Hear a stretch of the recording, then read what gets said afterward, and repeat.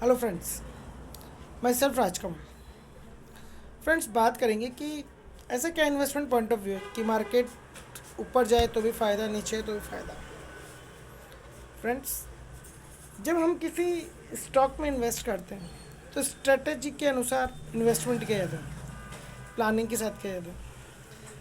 Planning को बदला नहीं जाता बार बार। हमेशा प्लानिंग को सिस्टमेटिक तरीके से फॉलो अप करके ही हम शेयर मार्केट में इन्वेस्टमेंट करके पैसा कमा सकते हैं। मैंने आपको पिछली बार भी कहा था कि कैसे इन्वेस्टमेंट करें कि चिट भी हमारी पुट भी हमारी, यानी कि मार्केट अप तो भी फ़ायदा, डाउन तो भी फ़ायदा। एक एग्जांपल लेते हैं। मान लीजिए सिनकम फॉर्मुलेशन जैसा शेयर है और एक सुजलॉन जैसा शेयर है। इन दोनों की 5,000 क्वांटिटी मेरे पास है। मैं एक एग्जांपल दे रहा हूँ, एग्जैक्ट क्वांटिटी नहीं बता रहा। मेरे पास ज़्यादा ही है क्वांटिटी सिनकम फॉर्मुलेशन की भी और सुजलॉन की भी, जब मैंने इन्वेस्टमेंट किया था। मान लीजिए 6.25 रुपये पे मैंने सुजलॉन में इन्वेस्टमेंट किया। तो फ्रेंड्स, मैं हमेशा कहता हूँ कि आप क्वांटिटी कितनी भी खरीदें, 1,000 क्वांटिटी तो मिनिमम आप ये रखें कि भाई फ्यूचर में ये हमेशा आगे जाएगी, क्योंकि आपको लगता है कि शेयर आगे जाएगा। आपकी स्ट्रेटेजी वही है, डीप थिंकिंग वही है कि शेयर आगे की तरफ मूव करेगा, 100, 200, 400, 500 तक जा सकता है। तो मान लीजिए सपोज़ मैंने 5,000 की क्वांटिटी खरीद ली। जब ये शेयर 6.25 पे था, 10 तक पहुंचा, तो मैंने पहले क्या किया, कुछ क्वांटिटी बेच दी। सपोज़ मैंने 100 शेयर बेच दिए। फिर ये शेयर वापस 14-15 तक गया, फिर मैंने 100 बेच दिए। फिर वापस ये डाउनफॉल आया, मैंने फिर ख़रीद लिए। और डाउन गया, मैंने पेशेंस रखा। अगर मेरी बिलो परचेजिंग प्राइस के नीचे आ जाए तो मैं फिर ख़रीदूँगा, फिर एवरेज बनाने की कोशिश करूँगा, क्योंकि मुझे पता है फ्यूचर में आगे जाएगा। ये शेयर मान लीजिए फिर 20 रुपये चला गया, आपने फिर 100 बेच दिए। 24 चला गया, 25 चला गया, आपने फिर 100 बेच दी। यानी कि आपके पास 5,000 क्वान्टिटी है, 2,500 तक आपने 300-400 शेयर बेच दी, और अभी भी आपके पास 4,500 से ज़्यादा की क्वान्टिटी बची हुई है। तो आपको एक ही स्टॉक में इन्वेस्टमेंट करके एक स्ट्रेटेजी के तहत प्लानिंग करके आपको काम करते रहना पड़ेगा कि जैसे कुछ शेयर्स बेचने ही है, प्राइस बढ़ते बढ़ते नीचे है तो वापस से खरीदना ही है, ताकि आपका स्टॉक मेंटेन रहे। फिर जब शेयर ज़्यादा दौड़ने लगे, आगे दौड़ने लगे, तो आप अपनी क्वांटिटी को और इंक्रीज़ कर दीजिए, मार्केट से पैसा निकालते जाइए। 5,000 में से 1,000 क्वांटिटी तो हमें आगे तक लेके जानी है फ्यूचर में, कि हमें रखनी है, होल्ड करके रखनी है फ्यूचर में 4, 5, 7 साल, 8 साल, 10 साल के लिए।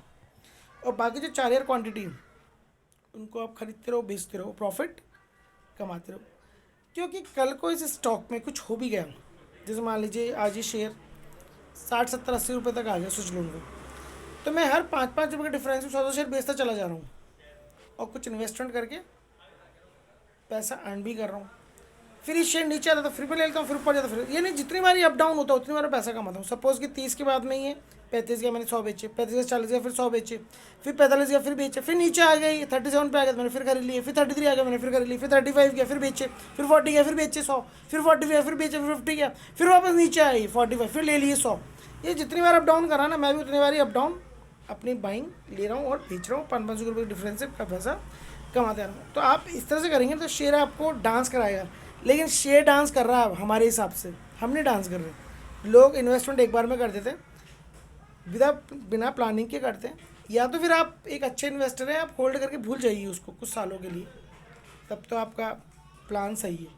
लेकिन आप में पेशेंस नहीं है, आप में पेशेंस लूज़ करने की आदत है, या आपको पता नहीं कैसे करना है, आपको जल्दी पैसा चाहिए, आगे जाए शेयर बढ़ जाए तो भी पैसा चाहिए, शेयर नीचे है तो भी पैसा चाहिए, तो भाई उसकी प्लानिंग यही है जो मैं बता रहा हूँ आपको, कि आपको एक क्वांटिटी में, एक बल्कि क्वांटिटी में इन्वेस्टमेंट करना पड़ेगा। उसके बाद में जिस जगह शेयर बढ़ता है आप कुछ क्वांटिटी बेचती है, नीचे है तो खरीदिए, ऊपर जाए फिर बेचिए, फिर नीचे फिर खरीदिए, ऊपर जाए फिर बेचिए। लेकिन एक इतनी क्वांटिटी तो रखिए कि ये फ्यूचर के लिए है, आगे 5-7 साल के लिए, और बाकी जो क्वांटिटीज़ है उसमें आपको ट्रेडिंग करनी है अप डाउन के हिसाब से।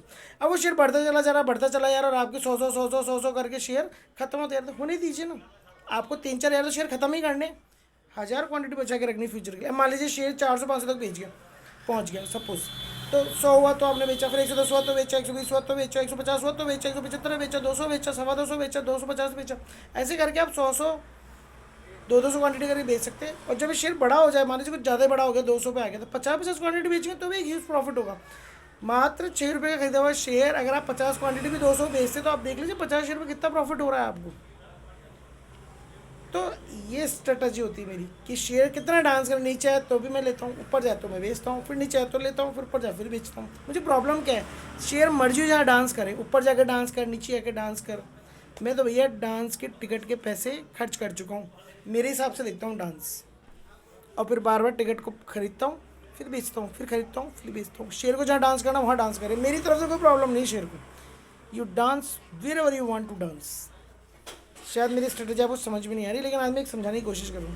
तो मेरा बेटा भी मुझे ये कहता है कि पापा जब भी शेयर ऊपर नीचे होते हैं आपको कोई प्रॉब्लम ही नहीं होती, ऐसा क्यों? तो मैंने भी उसको समझाई चीज़ कि इन्वेस्टमेंट ऐसे कर कि तुझे लगता है कि शेयर लॉन्ग टर्म में जाएगा, तुझे अच्छा पैसा कमाना है, तो क्वांटिटी उतनी भी ले, और रोज़ भी कभी ऐसा हो जाए कि इसमें हौच पौच हो जाए, नीचे आ जाए, डाउन हो जाए, लॉस हो जाए, तो हमें कुछ प्रॉफिट वैसे भी निकाल लेना चाहिए था, तो वो भी थिंकिंग चलती है, तो क्वांटिटी थोड़ी और ज़्यादा खरीद, और डेली बाय और सेल भी उसमें करता चला जाए। तो इस तरह से हम क्या करेंगे, हमारा कुछ प्रॉफिट्स निकालते चलेंगे, और जब एंड में मान लीजिए शेयर में कोई प्रॉब्लम भी हो गई, सपोज मान लीजिए 80 पे जाके शेयर में कोई प्रॉब्लम हो जाए और नीचे ये 20 पे वापस है, तो भी मैंने अच्छा पैसा ऊपर कमा लिया, कुछ क्वांटिटीज़ बेच के खरीद के, बेच के खरीद के, बेच के खरीद के, और ये शेयर नीचे भी आ गया, तो भी मेरे पास उस रेट पे नहीं आएगा जिस रेट पे मैंने खरीदा था, बल्कि उससे ऊपर ही रहेगा। और फिर मुझे लगता है कि इसमें कंप्लीट रिस्क है, तो कंप्लीट क्वांटिटी बेच करके बाहर निकल जाऊँगा, और थोड़ा बहुत अगर लॉस भी हुआ गलती से, तो मैं इस शेयर को टर्न आउट कर लूँगा दूसरे शेयर के अंदर, जो कि उस वक्त बढ़ने वाला है, मुझे लगता है बढ़ेगा। तो इस तरह से इन्वेस्टमेंट किया था कि शेयर ऊपर जाए तो भी फ़ायदा, नीचे आए तो भी फ़ायदा। ऐसे मैंने एक दो वीडियोस पहले ही बनाए, आपको मैं कम्युनिटी ब्लॉग पे मेरा एक वीडियो डालूंगा कि 5,000 या इससे ज़्यादा के शेयर आपके पास तो आपको क्या करना चाहिए, उससे मैंने स्ट्रेटेजी समझा रखी है, बता भी रखी है। तो शेयर ऊपर जाए तो भी फ़ायदा, नीचे आए तो भी फ़ायदा। आप समझ रहे हैं आप मेरी बात को, जुड़ रहे हैं मेरे चैनल से। Thanks for watching, have a nice time.